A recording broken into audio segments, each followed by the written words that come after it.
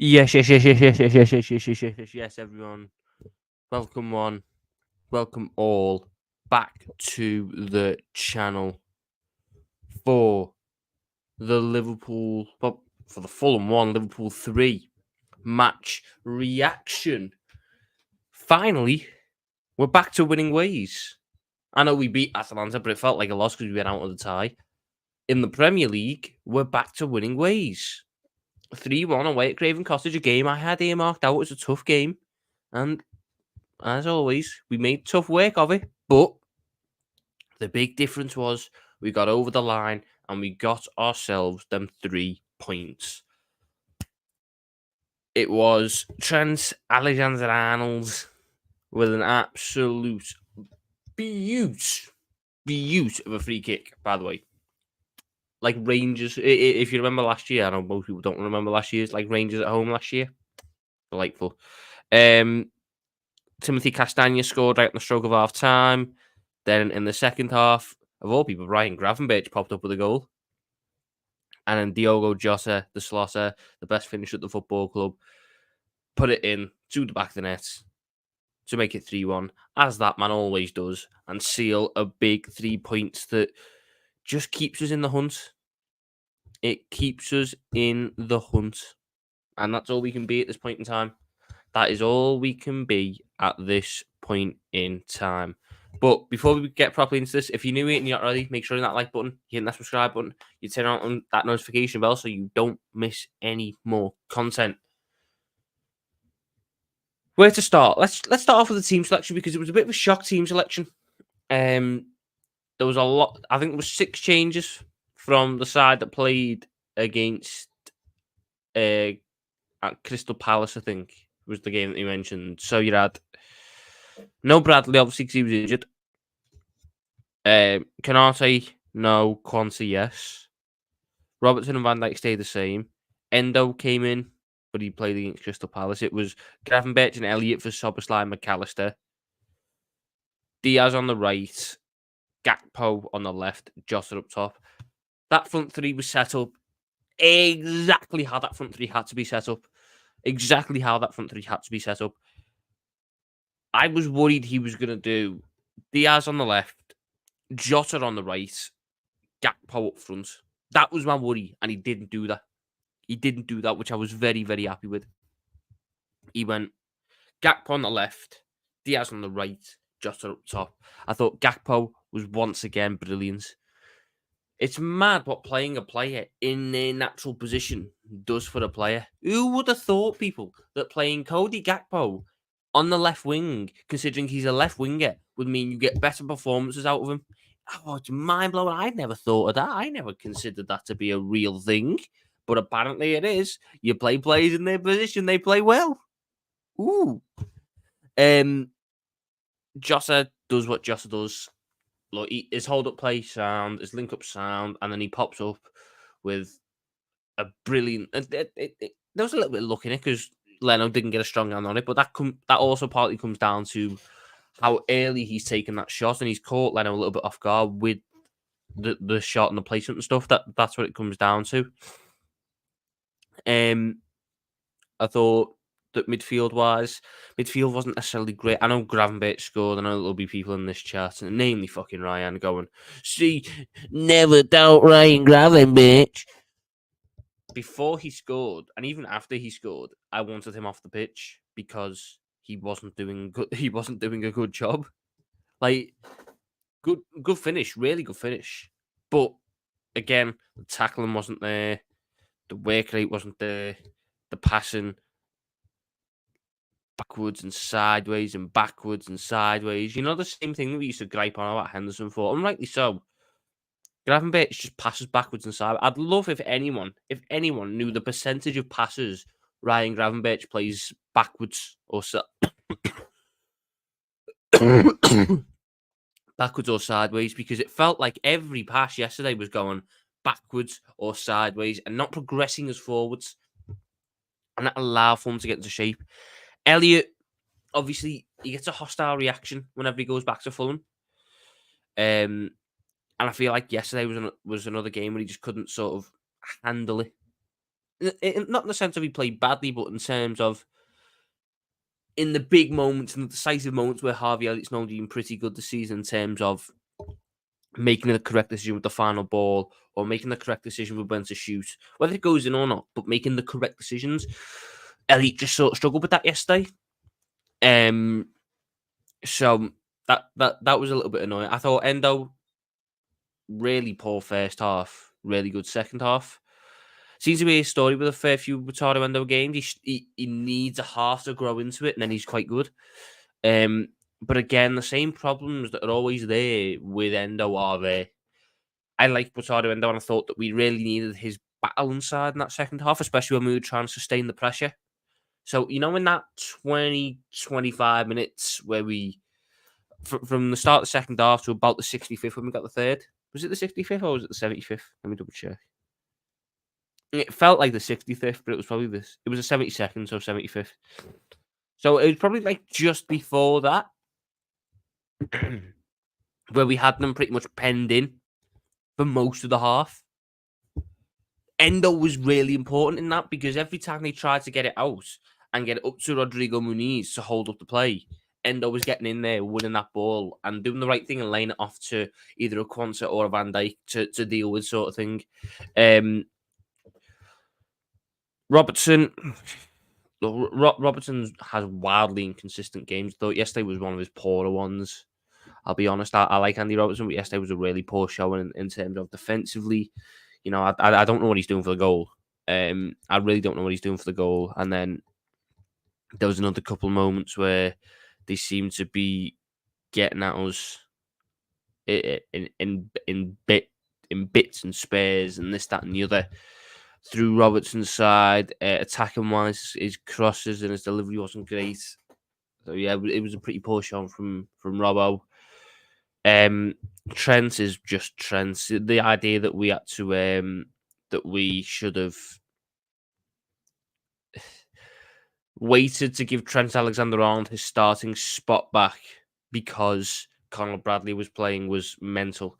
I like Conor Bradley. I think Conor Bradley is a fantastic little footballer. Conor Bradley is not Trent Alexander-Arnold. Conor Bradley probably will never be Trent Alexander-Arnold. Trent Alexander-Arnold is just the best. He is the best in his position. What he does from that spot on the football pitch is ridiculous. It's ridiculous. Right, well, I will explain to you the problem that Robertson has with that goal. Virgil doesn't get dragged out because there is no striker in the middle. The striker is on Robertson. So all Robertson has to do is tell Virgil van Dijk, striker's on me, watch your shoulder. And then Robertson can drop back to Alex Iwobi, who is on the wing. That's what he needs to do. And bear in mind, you've got Endo coming in, you've got Gravenberch on the edge, you can drag them in. Just because we got caught out at right back and Quansah to go out there doesn't mean now there should just be a gaping hole where we left it. There shouldn't be. It should be organised from either Robertson or Van Dijk. And considering Robertson sees more of the pitch, it should be Robertson organising it, telling everyone to get back and passing his man on to Van Dijk. What ends up happening is the cross comes in. Van Dijk doesn't know that there's a guy behind him because he hasn't been told. So Robertson barges into the guy behind him, completely leaving Iwobi free. And because he's barged into the guy, that means he can't win the header, which means Iwobi has time to touch the ball and do whatever the fuck he wants with it. He ends up putting it back in. Quansah has to block it with his fucking face. And then it comes out to Castagna and they score. And that all comes from a lack of communication from Robertson's side and a poor decision from Robertson to barge the guy in front of him and therefore completely take himself out of winning that aerial duel and heading that cross away. It just... I would not like it if I was a centre-back and that was how we conceded because my guy behind me has not opened his mouth and told me that I've got a guy there. You can somewhat sit there and say, oh, well, Van Dijk should be scanning, Van Dijk should be looking. Yeah, if you want to run that argument, sure. But when you're in a defense, you need guys. You need to be constantly talking. You need your left back to tell you, because at times you can't always look around. You've got to make sure you're there with the cross sort of thing. When it comes down to the Castagna, who should be on Castagna, it's hard to say because you don't really want attackers following into the box. Certainly, I wouldn't as a centre back. As a centre back, if you have too many people in the box, it gets too crowded. There's too many opportunities for deflections. Personally, I feel that because Gravenberch has had to go over to the right hand side, wherever Elliot was, or wherever Endo was, should have shifted slightly over to the left. It was just a very right hand side centric midfield. Therefore, where normally your left centre back is, there was no one there. Castagna could push straight through. Now, maybe you could argue that's why you want a Jota or a Gakpo following in. And I get that. But in the same breath, they're probably not used to doing that because it's not very often that we get caught out like that. And that comes down to the fact that we had a very attack-minded midfield yesterday. Elliot wants to get forward. Gravenberch wants to get forwards. They're the sort of things that they want to do. Because of that, there are going to be moments and lapses in judgment when it comes to the defensive side of things from them. And ultimately, if your defenders are making them silly mistakes, like I think Robertson did with that cross, you're going to get punished for it. And obviously, we've gone at half-time on one, and I'm pretty sure everyone's sitting there thinking, oh, no, it's happening again. But before we get into the second half, people, big ups my guy, Elisiano, for the super chat. I appreciate the support, mate. Big up, Tom. This is as well. Hit the like button, please. Hit the like button, please. Right, Velv. Let's have a look. I'll pull it up on my phone here because I can't be able to pull it up on my PC. Let's have a little look at the goal again. The way I remembered it, Rodrigo Muniz was behind Van Dijk and in front of Robertson. And there was Iwobi just behind him. And I'm pretty sure Endo was in there as well. So Endo could have taken a man. Let's get to this goal.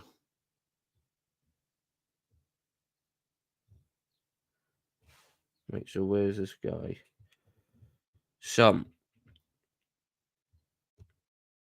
No. Right, so straight away, I'll pull it up here. I hate YouTube on phones. So at the point of the cross, as you can see here, let's just see it focus. Van Dijk's man is Rodrigo Muniz. Van Dijk's man can't be decode over Reed. It can't be decode over Reed. You know who should be on decode over Reed? One of Endo or Quansah. Should be on decode over Reed. Van Dijk's in the correct spot. What should be happening there is when the cross comes in, Robertson should have told Van Dijk to stick on him. What's ended up happening is Robertson's now went over to Muniz and left a man completely free at the back post because Robertson hasn't told Van Dijk to keep on Muniz and constantly letting him know, right, he's off your shoulder. He's off your left shoulder. Yeah, so the way Van Dijk was stood, it'll be off his left shoulder. That's where it went wrong. Because then ultimately, the moment the cross has come in, look who's on decode over Reed. It's Quansah.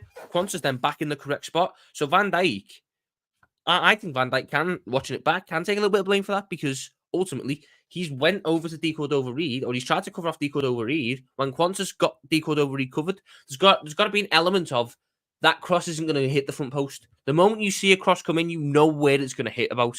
You know it's not going to be, that could go anywhere. It's going to be that's coming in, that's probably going back post. So anyone in the front post, I can leave runners to deal with. I need to be in the position where I can deal with anything going into the back post. So it's partly on Van Dijk, it's partly on Robertson. Van Dijk probably should have stuck with Muniz. Robertson should have definitely passed on Muniz and not done what he does, which is barge into the back of Muniz and completely take himself out of the running to challenge with Iwobi. But second half, I thought for the first 20 minutes of the second half, we were exceptional. We were absolutely brilliant for that first 20 minutes of that second half.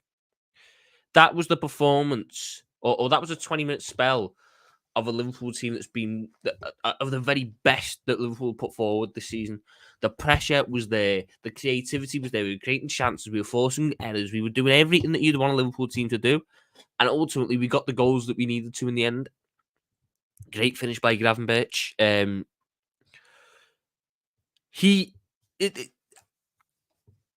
I don't know how to put it, but I wasn't expecting him to be in that spot. I was expecting him to be out wider. But he's in that spot. It's a very, very good finish. It's a very well taken goal from him. In terms of how will start happening, that in that second half, especially attacking wise, was very much done by Gakpo and Jota. Very much so. I cannot remember much of what Diaz done in the second half. I don't remember him doing much. I might be wrong. I might have missed like a big chance or something I've just forgotten about. But I don't really remember Diaz necessarily doing much in that second half. Diaz was bright in the first. He was bright in the first, but in the second half, it almost felt like we just sort of avoided that side and pushed a lot through Cody. Because what Gakpo has, and what Gakpo will always have, is the ability to whip in crosses and create dangerous opportunities. That's what he always had, what he always will have. He's got a better delivery. He is a creator. That is what you need when you want to play a front three of Salah, Jota, Gakpo. You need a creator there, and Gakpo is that. If I was to ask you who is our best creator outside of Mohamed Salah in that front three, it is Cody Gakpo. It is 100% Cody Gakpo. Nunez, I can't class a creator. Nunez is someone who has link up. Now, to me, link up and creativity are two very different things.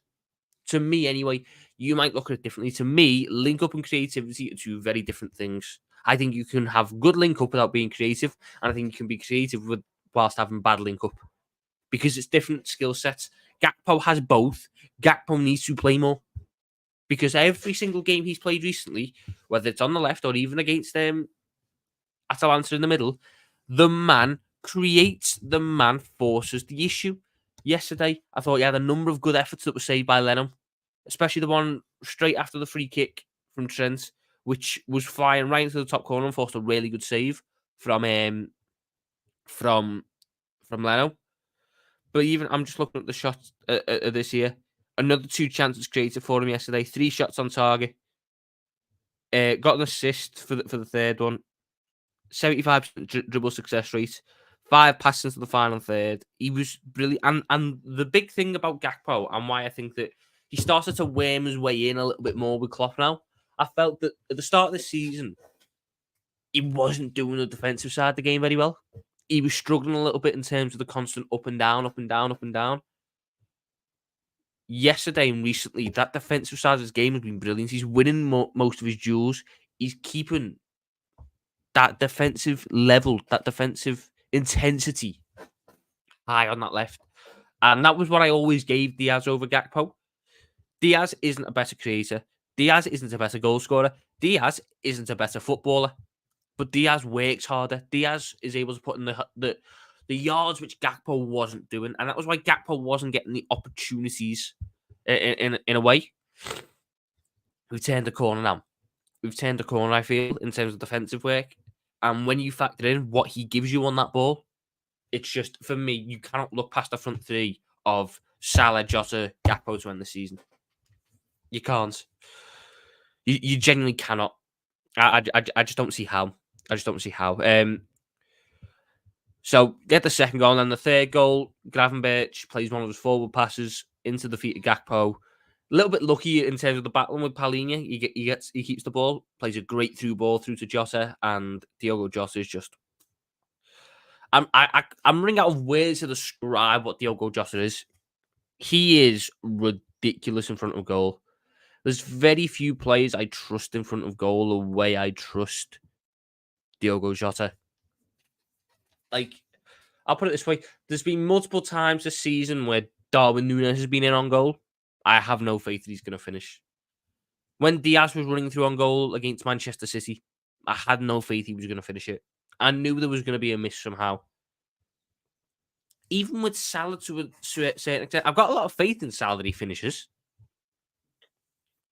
I've got faith in Salah he'll finish these opportunities. But there are still moments where I'm going, he's going to knob that. He's going to roll that into the keeper's hands here. He's going to hit the post or something, stuff like that. With Diogo Jota, if that man's in on goal, I'm going, he's hitting back of the net. He's hitting bottom right, bottom left. He's doing all that. That's what he is. He is a cold-blooded killer. He held off the man and he just put it in the corner. And obviously people will say, oh, Leno should do better. Ultimately, it comes down to the fact that the way he's taking that shot on quickly, and as a defender, I hate it when they do this. If they take a shot on quickly, I'm not set for it. I'm expecting them to take the time, get themselves into a spot, a little bit of a wind up, and then put it into the corner. Diogo Jota doesn't wind up. Diogo Jota just shoots. And that's what catches the centre-back out, because the centre-back doesn't even try and block it. I feel like if it was a Nunez or something, the centre-back's getting the cross and sticking the foot in, because it takes a little bit of a wind up to get there. And then Leno, who is not yet set, I want to look back at it. Yeah, I'll look back at it now. I think Leno gets caught out. And I think that when Diogo Jota takes that shot, Leno's off the ground. Have a little look. He is. He exactly is. So because Jota's taking that shot on so quickly, Leno's off the ground, therefore he can't set. Logically, he's not got anything to push off with. He's got to wait a split second to get his feet back on the floor to push off. And what that ultimately means, can I get the photo of it?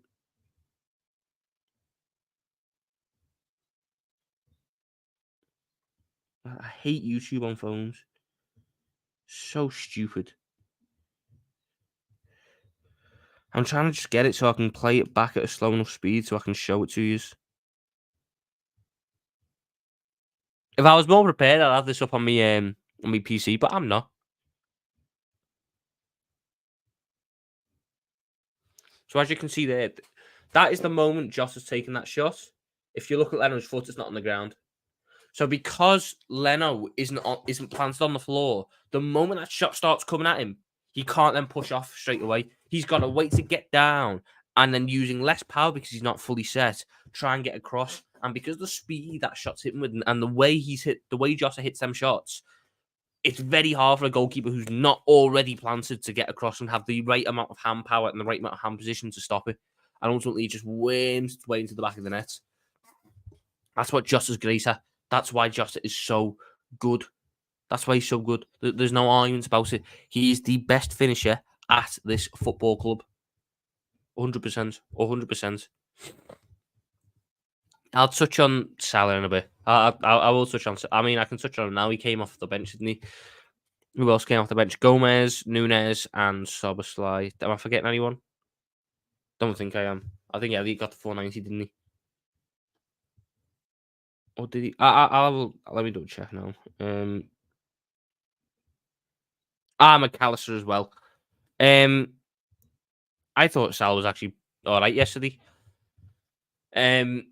He created two absolutely brilliant chances, which one of them Nunez was stood offside for, and the other one Nunez didn't throw himself at. If he throws himself at it, it goes in the back of the net. It goes in the back of the net. That's where I can see the gripe. Beyond that, he didn't have much to do because we were in a game state where we just wanted to see it out. Outside of that, look, Nunez was shit. McAllister was good, but I like Mac. Mac is always going to give you solid performances. He's always going to be a real good 7, 8 out of 10 guy, even off the bench. And he came in, he just brought an element of control, which is kind of what you need at that point. Szoboszlai was awful, but he only had like 4 minutes. But again, even in that 4 minutes, I don't remember him keeping the ball. That's a bit poor. That's poor from him, even in such a short cameo. If I have a look, yeah, he completed one of his 5 passes. That's the problem. But I still like Szoboszlai. I'm not going to judge him wholeheartedly off a 4-minute cameo, if you get me. it's annoying that he had such a shit cameo, but I'm not going to judge him off it. Nunez, I've got to look at and go, it was there for you, lad. That ball is played in from Salah to Nunez, which he doesn't even try and attempt to get at. It doesn't go down on the stat sheets as anything. It's not a chance created. It's not a big chance created. It's not a big chance missed. But everyone watching that game knows Nunez should have thrown himself at that. He should have done. And that's a situation where, even though I think he's not great in front of goal, Diaz launches himself at that along the ground. It was very much, I'm going to take you back to the first game of the season. Remember Diaz's goal at the start of the season? And remember the pass that Salah plays? Inch perfect across the ground. Curves like right into the spot you'd want it to be. And Diaz literally just launches himself and slides in and gets onto it and puts it in the back of the net. That's what Nunez should have done. If Nunez does that, it's in the back of the net and we win 4-1. And we're looking there going, yes, what a performance. Even the subs have come in. Everyone's hitting form at the right time onto the derby. But what you look at there now is people are now going to run the narrative saying Salah did not when he come on. Salah should have had at least one assist, probably two if Nunez at the grand old age of 24 knew the offside rule. There was a funny thing. Liverpool in the 74th minute had 0 offsides. Liverpool in the 76th minute had 2 offsides. And both of them were Darwin Nunez. Both of them. I don't get why he gets caught offside so much as well. Like, for who he is, he doesn't need that much. He's so quick, he doesn't need to be offside. It's the same thing that happened with fucking Sadio Mane. Sadio Mane had the same issue. You're so quick, you don't need to be offside. Stop trying to be there. Just wait. Buy a bit of time. Same as last week when Diaz is quite willing to throw himself at these opportunities, get a touch on it because you don't know what's going to happen. And what grinded me gears so much about that one yesterday is Nunez just tried to run at it. Throw yourself at it. Slide in for it. Do that. You might force the issue. You might get something. I think that's the difference. For me, look, people are going to say, "Oh, well, the front three that starts yesterday should start forever." I'm not doing a whole Salah thing today. I've done that in the last stream. It's just a stupid debate in my opinion. He's out of form, but even out of form, he still does a lot of good things for us. I don't want to not have him in my team. I don't want to, because let's put it this way, people. There was a chance yesterday. Gakpo plays it into Jota. Jota turns. Diaz makes the run. Jota slides it through, and Diaz doesn't take it correctly. I think he gets tackled in the end because he doesn't take it properly. Salah, I would actually trust to bury that. They're the opportunities he takes. But you also factor in the creativity that man has, the creativity and the impact on games that man has. He's always going to be a threat.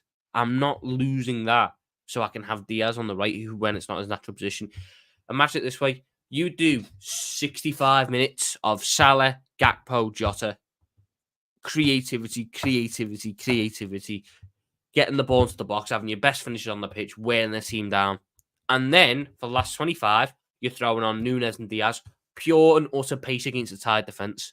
That is the way it should be. That's the way it should be, in my opinion. Not like the setup we've got now, where Diaz starts on the right and then you end up with him at points doing the right things, at points not, because it's a right footer out there, so it's not the same dynamic in that way. It's just a whole sort of... It's like, yeah. But I still think our best front...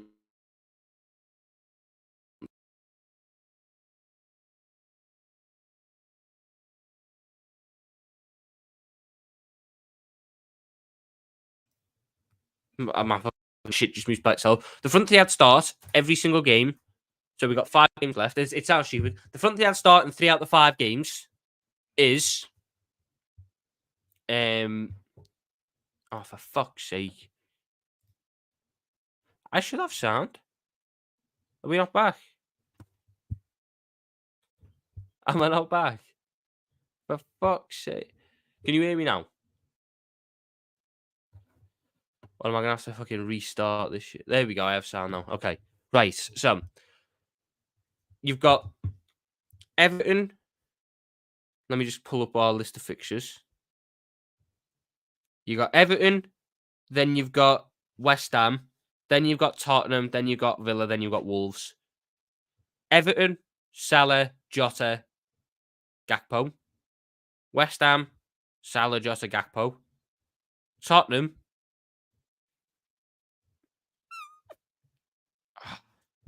I don't know the dynamic, but one of Diaz or Nunez comes in for the pace. It would probably end up being, I could probably see Klopp bringing in the pair of them and going Salah, Nunez, Diaz against Villa, Salah, Nunez, Jota, and against Wolves, Salah, Gakpo, Jota. That's how it should be. Salah, Gakpo, Jota is your best front three in terms of pure footballing reasons. That's your best front three. It is the three players with the most on the ball quality. It's the three players that are the most decisive in front of goal. It's the three players that are the most impactful in the final third. That's what it is. Diaz is bright, but Diaz does a whole lot of nothing, in my opinion. I always have a set thing with wingers. I don't care much for a winger who has lots of skills to beat a man. I just care for a winger who's very effective in what they do. You could look horrendous playing football. If you're giving me 20 goals and 10 assists, beautiful. Beautiful. If you can get me, you might not ever pull out a step over, but if you can get me 15, 20 goals a season, I'm taking it. I'm taking it in a heartbeat over someone who can do step overs, who can do rainbow flicks, who can do this, that, and the other, and then produce nothing at the end of it. That's the difference for me. I've always valued effectiveness and efficiency over aesthetics and eye test and look, I can put it on a comp with some nice background music. No. I would love it if my player had zero comp worthy clips but won me a league title because they got the goals and the assists when it mattered. So yeah, centre back wise, I think both Van Dijk and Quansah had decent games. I think Quansah especially. It is time for a bit of an uncomfortable conversation. It is. Quansah should start three of our final 5 games.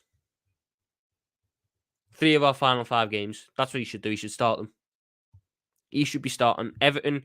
He should be starting West Ham, and he should be starting Wolves. Games where the emphasis is going to be on us, Quansah should be starting because his range of passing and his quality on the ball is the difference maker. What we had against Atalanta was ultimately a centre-back who couldn't be progressive because he doesn't have the skill set for it. Canate is very good against... So, when we play against Son or we play against Watkins and I need someone to just get stuck in there and someone to be able to hold... Right, Canate is a better defender than Quansah. Canate is better at the defensive attributes of football than Quansah is. Quansah is better on the ball. So in games where we are going to be attacked less and have ball more, we need Quansah there. In games where there's going to be counter-attacks against us and pacing behind against us and this, that and the other, I need Canate. Now, looking at them games remaining, that is going to be against Tottenham and against Villa. Therefore, that is when I need Canate. But the other games where I think they're going to be a little more defensively resolute, try and hold out for a point or something, that is where you need a Quansah, someone who can who can have the impetus, who can have the drive to get forward, have the range of passing to break through the lines and do something with it. That was the problem we had against Atalanta. That is what Quansah gives you, a player who can play through the lines. That's it. That's it. I thought Quansah was brilliant yesterday. I know Gakpo got man of the match. Oh no, did Trent get man of the match? I think they gave Trent man of the match.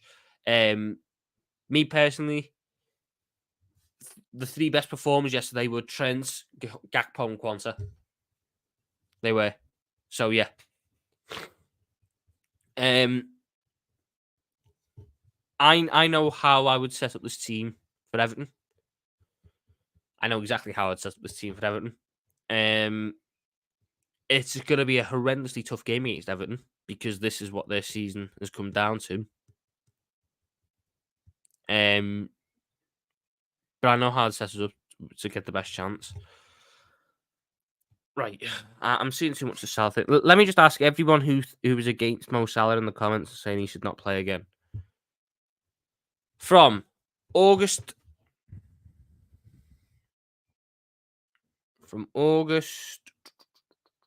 13th to January 1st, who was Liverpool's top scorer?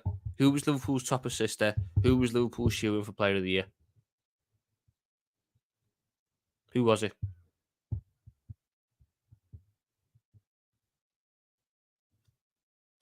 Because it's pretty obvious.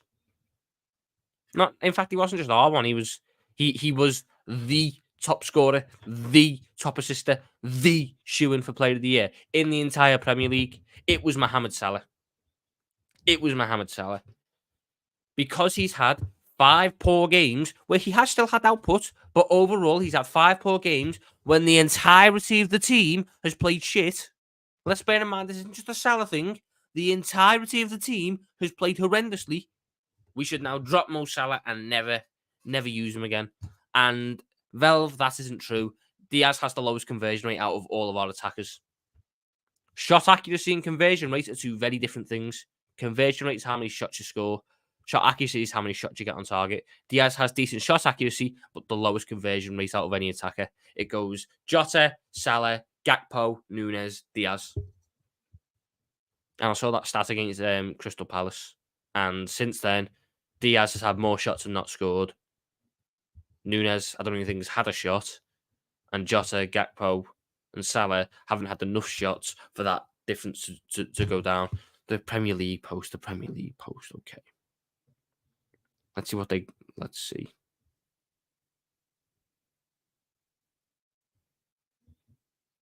Premier League.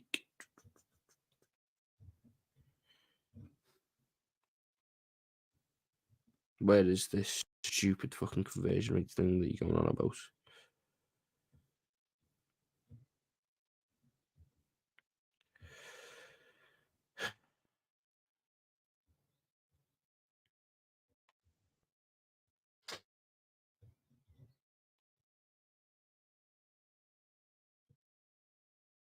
Chance conversion rate. Jota has 33. Salah has 18. Gakpo has 18. Diaz has 15. That's his Premier League numbers. I'm on about all competitions.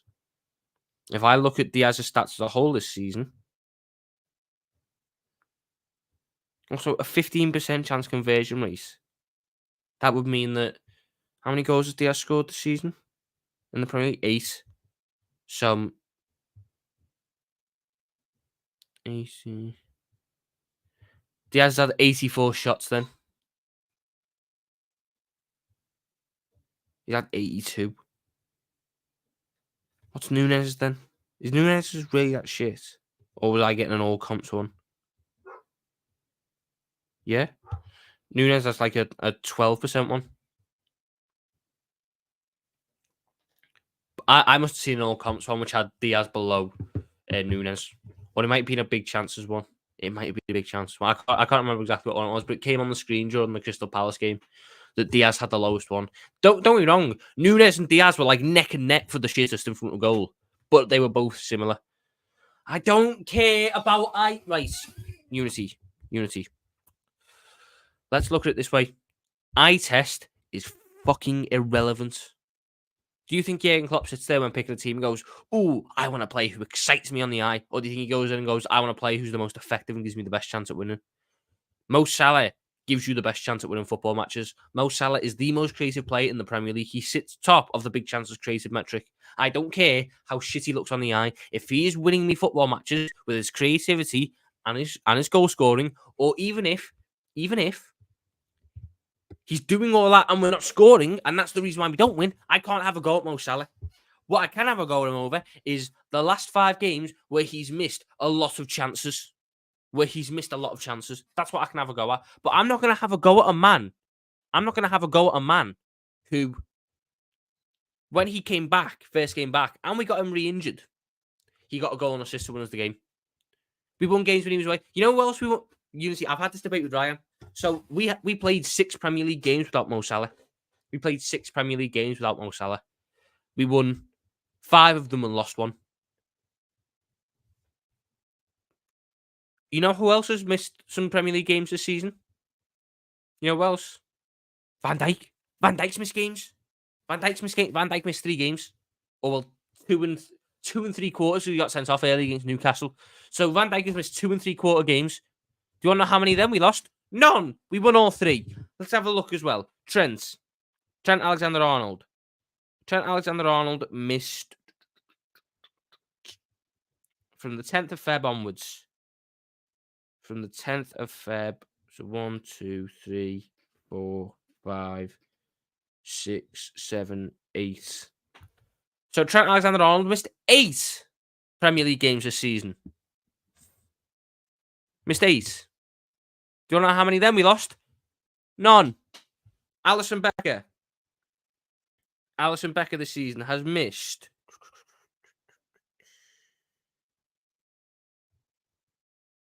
so from the 4th to the 14th. From the 4th to the 14th. So 1, 2, 3, 4, 5, 6, 7, 8. Alisson Becker also missed 8 games. Do you want to know how many we lost? None of them. So the only player who we didn't have, well, there's 2, but the only, mind you, the only player who we've lost games without when missing is Szoboszlai and Salah. That's it. I'm not on about winning us games. When was the last time Salah won us a game since he wins us games? Brighton at home. I mean, he scored the winner there. What else? What other ones would you like me to say he won us? Would you like me to say that he won us Brentford? You know, his first game back after the injury. That was a game he won us. Would you like me to say Newcastle? The last game before the injury. He won us that one. He won us that one with a goal and 2 assists. Would you like me to say that he's the only reason we didn't end up losing both games to Arsenal this season with his goal? Did that. What about Crystal Palace away, where he got a goal and an assist to turn a 1-0 loss into a 2-1 win? Or City away, where he got the assist? Or Brentford at home, where he scored the first 2 goals? Or Everton at home, where he scored the only 2 goals? I can go on and on and on. I can go on and on and on and on. Mohamed Salah this season has won us so many points. So many points. If we're going to try and rewrite history on Mo Salah now, let's not do it. Let's just not do it. That man won us plenty of games this season. That man was pretty much our player of the year for the first half of the season. Then he went AFCON and got injured and played exactly 1 game in 4 months. And in that 1 game he played, he got man of the match, where he got a goal and an assist against Brentford. Anything else? Or are we going to keep trying to rewrite history on Mohamed Salah and say that he's a washed-up footballer who hasn't played well at all this season, when that is simply not the case? Thank you. So, there are still a couple of little concerns regarding yesterday's game. I think at points yesterday, our defence was a little bit exposed. Ultimately, when you've got a Virgil van Dijk there, you've got a player with so much quality at the back who can make a lot of things look easy. And when you had a Quant alongside him who's playing at a very high level, you can get away with a lot. But I still felt at points we were getting counter-attacked, cut through very easily. Salah's been poor since AFCON. Salah's played 6 games! In the Premier League, Mohamed Salah's played 6 games. He played Brentford, a substitute appearance against City, start at Brighton. So he had a substitute appearance against Brentford, a substitute appearance against City.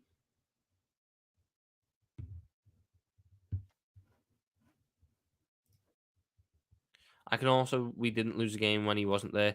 We did, though, because we lost to Arsenal. We lost to Arsenal, did we not? and Salah wasn't there that day. So we had a substitute appearance against Brentford, substitute appearance against City, started against Brighton, started against Sheffield United, started against United, and substitute appearance against Fulham. He's had 6 Premier League games back. 3 of them have been off the bench, and he's still, in that time, managed 1, 2, 3 goals and how many assists? 1. Is it 2? 2. 3 goals, 2 assists. 3 goals, 2 assists in 6 games whilst being out of form, and you're still saying that's crap. We should not play that. Diaz has been in the form of his life, according to some people. Do you want to know what he's got in that time? Do you want to know what he's got in his last 6 games? Nothing against Fulham. Nothing against Palace. A goal against United. So we're on 1. An assist against Sheffield United. That's 2. A goal against Brighton. That's 3. And that's 1, 2, 3, 4. What were the other 2 league games after that? Nothing against City. And nothing against Forest. So we've got 3 and 6 for Diaz. And 5 and 6 for Salah. And it's not like he's outperforming in both metrics. An out of form Salah is better than an informed Diaz. An out of form Salah is better than an informed Diaz. Whether you like it or not, that's a matter of fact. That is matter of fact. This team has never been about, look who looks nicest when they're playing. No, it's about who is the most effective player for us to score goals and to get assists. And that is Mohamed Salah. And it has been Mohamed Salah for 7 years. And it probably will continue to be Mohamed Salah. It probably will continue to be. Honestly, man, I don't get why we're so desperate to rewrite history and get rid of Mo Salah, because I know exactly what would happen next year. Exactly what would happen next year. We'd sell him. We'd start the season. We'd have a problem scoring goals. And everyone would go, oh no. If only we had the guy who won the Premier League Golden Boot 3 times. If only we had the guy who was closing in on 200 Premier League goals. Maybe we'd score some goals. Maybe we'd get some assists. Maybe we'd have a threat in front of goal. We'd have that same problem again and again and again and again. Everyone's sitting there going, oh, we scored 3 goals yesterday. One of them came from the attack. One of them. Just one. One was a free kick. And the other one was entirely midfield based, where the attack did nothing. Have I seen Salah's? Oh my god! Oh my god! Oh my god! Oh my god! Oh my god! Oh my god! Oh my god! Are we seriously saying that the metric for measuring if Salah is, washed is? Have I seen him try and kill a shot from outside the box? No, I have seen it. He hasn't scored when he's at the post. He put it just wide. Ooh, he's just done that for fucking years. He's done that for years. Mate, why are we changing and rewriting history with Mohamed Salah? Honestly. So let's put it this way, people. Darwin Nunez. Let's rewind back to yesterday. Darwin Nunez slides in and puts that ball in the back of the net. And Liverpool win 4-1 and Mo Salah off the bench gets an assist. Are we now saying he's washed, he's finished, he's this, he's that? Even though in the only moments he had, he created a massive opportunity. No, we're not. We're not. Honestly, there is a difference between the state Mane was in and the state Salah's in. Salah is not in the same spot Mane was. Salah is fine. Salah has more than enough credit in the bank to allow me to ignore a run of 6 games where he's been in bad form. Well, let's bear in mind, people, everyone else has been in bad form. Everyone else has also been in bad form. They have. Lawasi, if you want to do absolutes, we do absolutes. The absolute is Mohamed Salah remains our top scorer this season. The absolute is Mohamed Salah remains our top assister this season. The absolute fact is Mohamed Salah remains 3rd in the Premier League for goals and assists as a total this season. And he didn't play 4 months. The absolute fact is he remains the best player in the Premier League and he didn't even play for 4 fucking months. That's the absolute fact. The absolute fact is not, after 6 games, we should get rid of him. Because if this is the case, people, if this is what we're on about, he's at bad form, we should sell him. Why is Van Dijk still here after last year? He was horrendous last year. He should have gone last year. He was horrendous. Why is he still here? He had more than 6 bad games. Why is Trent still here? He had more than 6 bad games. Do you want the difference is? We give them time. You let your world-class players with credit in the bank, play through bad form. You let them play through bad form. But all of a sudden, when it comes to Mo Salah, the guy who has hit probably his worst spell of form in 7 years at the football club, and it has come after an injury, we're trying to bin him straight away. How does that make sense? How does that compute? Please inform me how that makes sense. Because I know back in the summer, there were people desperate to keep Fabinho and let him play through the bad form. When Thiago's been in bad form, it's let him play through it. Virgil, Red Mike Yang, do we not remember Van Dijk last year? He was awful. Awful. He looked so off the boil last season. He was making mistakes he's never done. Salah's not been in the same place since AFCON 2022. Right, how about this? Stats Muse. I like this website because they normally tell me what I need to know. Can I search for most Premier League GA? Most GA since Feb 2022. So, the most GA since February 2022. Erling Haaland, number 1 with 69. Mohamed Salah, number 2 with 64. Salah is the second highest in terms of GA since AFCON 2022. But he's not the same player, apparently. What are we doing, man? Come on. GA isn't irrelevant. Because you want to know what it is, Luwazi? If you want to play, Nunez has got 31 GA. Yes, he does. Nunez also has 31 big chances missed. Nunez has a horrendous big chance conversion rate. That's the problem. His numbers aren't the problem. His big chances missed are. And everyone mentions that. With Mo Salah has a big chance conversion rate of 50%. Mo Salah scores 1 of every 2 big chances he has. That's a good conversion rate. But we want to beat him with that stick, do we?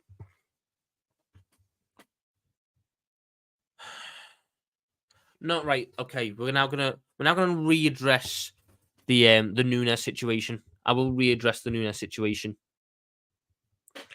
Darwin Nunez had a very good season for Benfica, and we bought him. And I like Darwin Nunez, and I think there's a player who can work there. But if you dive deeper into the stats, you don't need to dive very deep, but if you dive deeper into the stats with Nunez, you find out that the year he scored 34 goals was A, massive XG over performance, and B, a massive outlier in his career. So we brought him in on the basis that this was not an outlier and he would maintain them levels of XG over performance. He's not maintaining them levels of XG over performance. We've actually went to XG underperformance again, which is what he's done for every year but one of his career. Now, I'm going to put you back in a situation where Michael Edwards was in charge. I'm telling you right now, Michael Edwards would probably not have bought Darwin Nunez because there was a red flag there in terms of 1 year of XGO performance. I like Nunez. I think that he can come good. I think if you can just teach him a little bit of composure, you can maybe get consistent XGO performance. But ultimately, the man is soon to be 25. I cannot justify that all of a sudden he's going to learn composure within the next 3 years, arguably. I hope he does. I hope he makes me look like an idiot here. But my concern is we are almost 25 and we are having the same problems that a 19-year-old striker has. And it's very hard to teach composure. It's very hard to teach the sort of intangibles in football. You can't teach an intangible. You either have it or you don't. That's what separates the good from the great. Natural. What is just natural to you. Now, Nunez, it isn't natural to him. What's natural to Nunez is directness and franticness. Now, that can work in certain situations. If I'll put it this way, if Nunez was in a Villa where they were counter-attacking, I think Nunez would love it. If Nunez was at a Newcastle where it was counter-attack, he'd love it because it's frantic games. But what we have now is an issue with Nunez where the biggest thing we need our striker to have is a bit of composure. And for large parts of the season, he's not showing composure. Now, can he learn it? Maybe. Is he going to learn it? I don't know. Can we afford to keep having this problem? No. And that's what needs to be addressed. That's a problem that Mo Salah doesn't have. That's a problem that Jota doesn't have. If you look at every single one of our forwards, there is problems with all of them, except Mo Salah. Jota can't stay fit. Diaz has poor end product. Nunez lacks composure. And Gakpo isn't quick. Or isn't explosive. I think he's quick, but he's not explosive. It takes him a little bit of time to get forward. That's the problems. Salah doesn't have one of them. Salah's biggest one always went 6 games where he's not played well. He's still got numbers, but he's not played well. In a time where none of us have played well. And we want to get rid of that. In a summer where you're going to go through major upheaval for the first time in 9 years, you're going to have the biggest change at the football club in 9 years. You want to get rid of the only guy who has been consistent in good and bad times. When you've been winning league titles, he was top scorer. When you were battling out for 5th and had injury crisis and had no one at the back, Salah was top scorer. Salah was top assister. Salah was doing the guy. I will do Gakpo prop because I will always say that Gakpo is a very good footballer and he is part of our best front three. But I do agree he lacks explosiveness. I don't think you need explosiveness to be a successful Premier League winger. But for the way that Jurgen Klopp has played Liverpool, explosiveness is a good trait to have as a winger.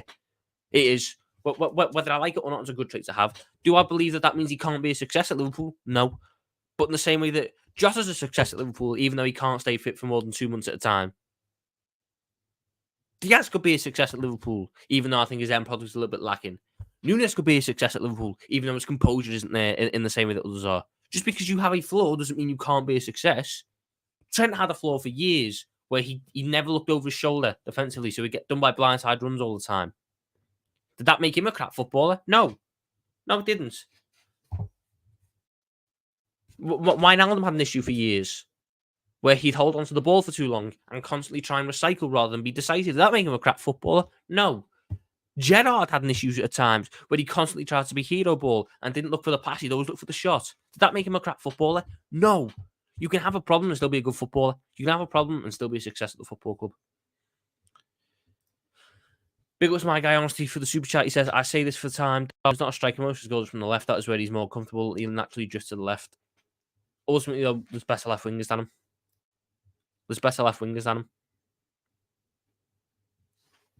him. Yeah, I can't be bothered having the same Salah argument when there's no... The only argument I get back is he's declining when there's no statistical evidence that he's declining. You look at how this football club operates. It is stats-based. It is data-driven. Find me the data which tells me he's declining, and I'll go, yeah, fair enough. You got me. But there is no data for that because it isn't... It's not there. I'm not saying a player's declining because in 3 starts and 3 sub appearances, he's got 5 goals and assists but hasn't played well. Come on. And we can sit there now and look at the future and go, well, Jota needs to be a left winger next season. We don't know what the manager's going to be next year. I hope it's Amorim. If it's Amorim, Jota's not touching left wing next season. He's certainly not touching to start anyway. Because there's Szoboszlai who's got to go there. There's Gakpo who's going to go there. There's Carvalho who's going to go there. That's what you want. You want your creators there. Nunez isn't that. Nunez is the guy who will be, under Amorim, probably just thrown about everywhere in that front line. Salah's declining in performances. He'll always be a killer in front of goal. That's the difference. Oh, my God. Mohamed Salah. When we look at performances, Mohamed Salah has not been a performance-based guy, has he? Everyone for years has said he doesn't play well. He's not good. He done. What are we doing here? Right. Michael Edwards was the same guy giving 34-year-old James Milner new deals. He was the same guy doing that. Michael Edwards doesn't play football like it is career mode on FIFA. He doesn't see a player become 30 and then go, oh, I've got to get rid of them now. They're going to fall off a cliff. They're going to lose the ability to run. Liverpool Football Club have access to deeper data metrics than we will ever have access to. They have deeper metrics than we will ever have access to as a consumer. They know the ins and outs of every single footballer. But from the base level of data, Salah is not declining. He's not. You can't be declining and still be the best player in the league. That's mental. That is mental. And Edwards doesn't operate on the moment you turn 30, I've got to tell you. It's the moment you become, the moment you stop offering value to the football club, and the moment that it looks like you're about to start falling off a cliff, he lets you go. The matter of fact is, Salah is still doing what he needs to do.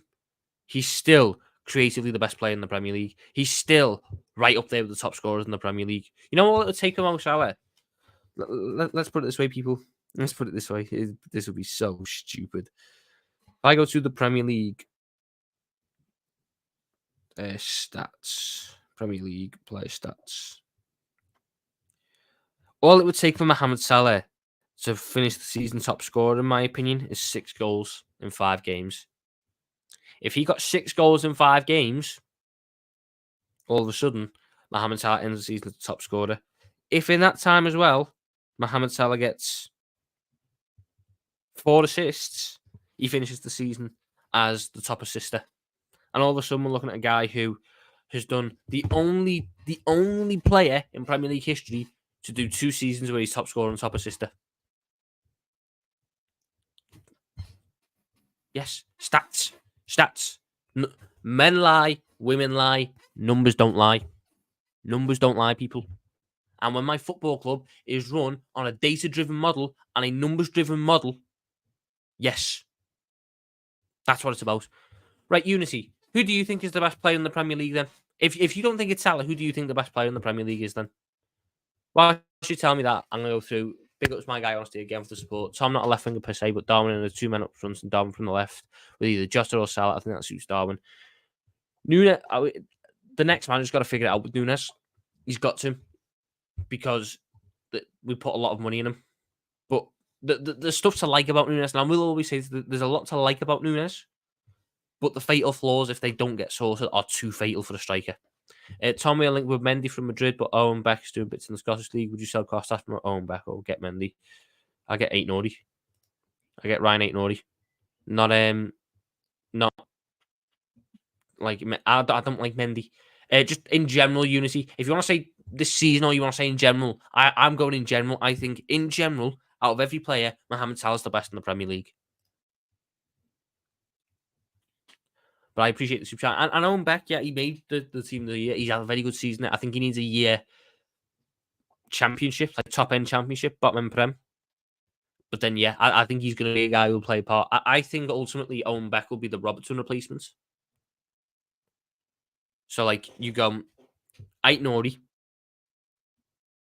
comes in now. Robertson still does a part. Then you sell Robertson after that and promote Owen Beck. I don't want... Look, I like Robertson. Robertson's one of my favourite players. He's one of my favourite players. But the way I look at it, he's going to be 31 soon. And for the role he's done at Liverpool for what will be 8-9 years at this point, it's so much running. It's going to have killed his legs. It's going to have killed his quality of life in terms of a long-term thing for us. And when I look at our ownership now, this is the time where they sell. Robertson is either in the position or a year away from the position where Henderson and Wijnaldum were when Michael Edwards wants to get rid of them. That's the position that Robertson is either just about to enter or a year away from entering. But the difference is now it's not going to be pulled out from under his feet. He will get the choice. Kerkez is better than Ait Nori, in my opinion. I don't think Kerkez can do wing back though. Ait Nori's a better wing back. So full back wise, Kerkez is the best defender. So Kerkez would probably be a slightly better full back. But as a wing back, what Ait Nori offers you in the final third is much better than what Kerkez does. Right now it's Foden. So Tommy, you're saying Salah is having a better season than Foden, even though Foden doesn't have Salah numbers. I believe Salah was having a better season until he got injured for 4 months. I do. I believe Salah was having a better season. It's hard to say now who's having a better season. That's why I said in general, because it's hard to say who's had a better season when one's missed 4 months. Foden's had a better season. He's been available for all the season. But if you were to ask me from August 13th to January 1st, when both were fully fit, who was the guy you wanted? Salah. That's who the best player was. I appreciate the super chat though, Lawazi. In general, De Bruyne. De Bruyne is great. De Bruyne is great. De Bruyne for me is just another Salah, but in midfield. I think there's a lot of games which pass De Bruyne by, but he always comes up with the numbers in the end. The numbers are always there with De Bruyne. That's the same with Salah. It's the same with Salah.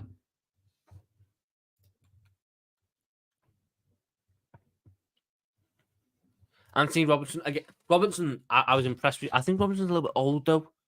I think he's a little bit old. If I go look at Anthony Robertson now, he is 26. It's like 1 year younger than Tsimikas. I'd want a younger one, you know.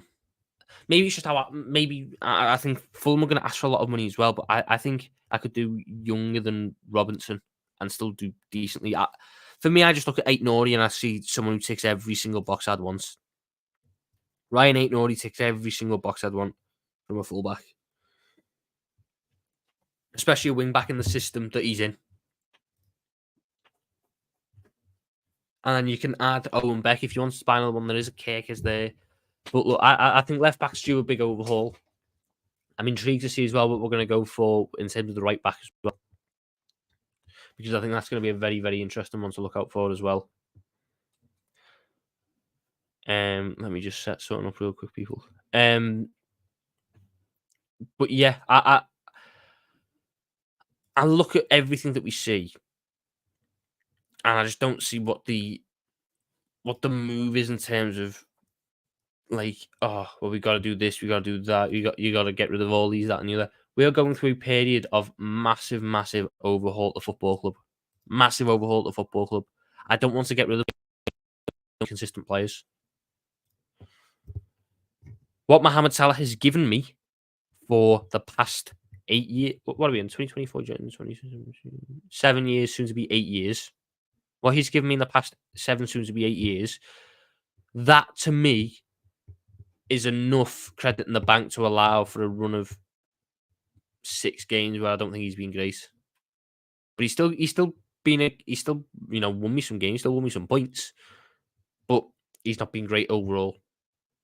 But he's done 7 years where he's been the guy in that front line. I had to do it last stream. Everyone was going, oh, Mane was always better than Salah. Mane never had a single season when he had more GA than Salah. Salah might not look nice on the eye. Mane always looked nice on the eye. I'll sit there and say that. Mane was always a little bit more of an exciting player to watch. But Mohamed Salah is efficient. He's ruthlessly efficient. And that's what matters now in football.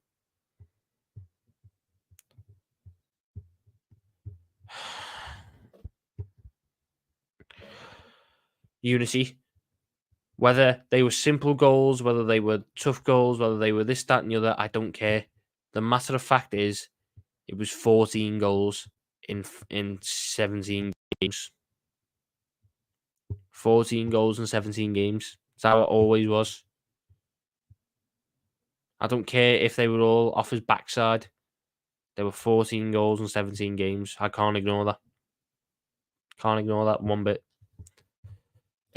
What's going on around Amorim? You don't see news. Look, I'm not reading any news at the minute. I think the club have done a lot of work behind the scenes. I don't think the journalists are going to know anything. I think ultimately Amorim doesn't want any news going around at the minute. They won yesterday 3-0 against Vitória Guimarães. They're 2 wins away from winning a second Portuguese league title now. He doesn't need distractions around the camp at this point. I think that Liverpool Football Club are a very respectful club in that sense and will understand that, so we're trying to limit news going out.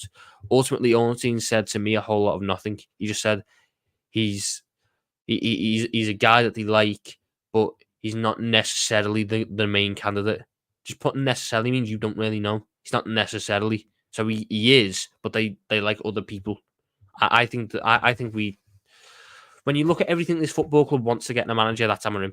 So I don't believe the club will pass up this opportunity for someone else. Certainly not like a Nico Kovac or anything. Salah doesn't play under Amorim.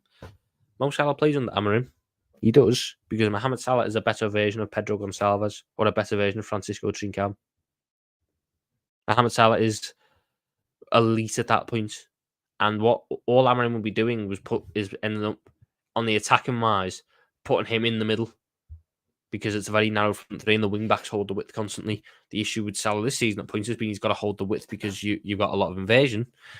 With Amorim, the wing backs are always out wide. The wing backs are always bombing on. So Salah just gets to sit in and around the penalty area, the area where he's the most effective. But people, I'm going to have to call it a day because I'm about to head over to Footy Judge Mo and do... I can never remember what it's called, but I'm about to go on with Nobbins and Rory Talks Ball and Footy Judge Mo and break down this weekend's worth of games. This stream is going to redirect you over to there. So when it redirects you, put in the chat something that lets me know you come from here.